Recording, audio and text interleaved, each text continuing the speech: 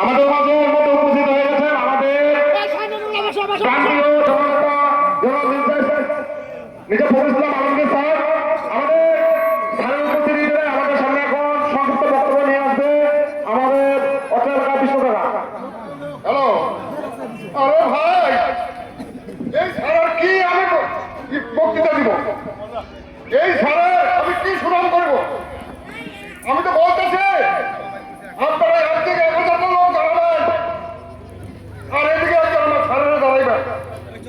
তার শিক্ষা যোগ্যতা, তার শারীরিক যোগ্যতা, তার মানসিক যোগ্যতা কোনো কাছের তুলনা হয় না। কি আমি ক্লাস করবো যে ঠাকুরগাঁর প্রতি আমার এরকম একটা নেতা পাওয়াতে আমরা গর্ব করি।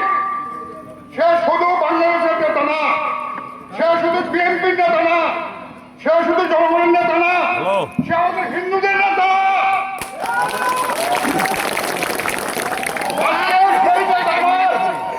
মন্দিরে এসেছে, আমি আর কি বলবো?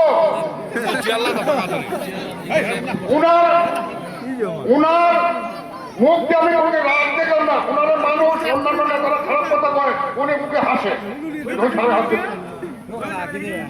বুঝে ওবায়দুল কাদের এই সারা সম্বন্ধে মির্জা ফখরুল্লাহ বলো না, ফখরুল্লাহ, কিন্তু উনি আর হাসে। ওনার কোনদিন কেউ কোনদিন খারাপ ভাষা শুনছেন? মানুষের এটাই ব্যবহার। ওই সেই বংশের ছেলে তো উনারা না ভোট দিলে আমার ভোট দিব করে। আমরা কি দেড় হোসেনের ভোট দিব না?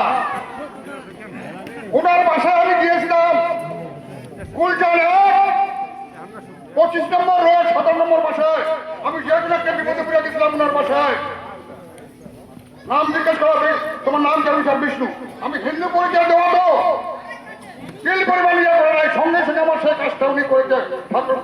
ঢাকা থেকে টেলিফোন করে, ঠাকুরকে টেলিফোন করে আমার ছেলেকে বার করে দিচ্ছে।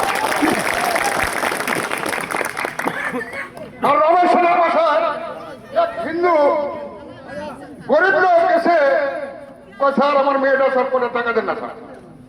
তুমি টাকা দাও, তাকে তো সান্ত্বনা দেবে নাকি? তাকে কি উত্তর দিয়েছে? মেয়েটা কি আমার জন্য করেছি? তুই তো মুখে ভাষা না, উনি তো ভাষায় শেখে না। সংসদে বসিয়া শ্রী চন্দ্রী আমাদের গিয়েছিল, সে বলতেছে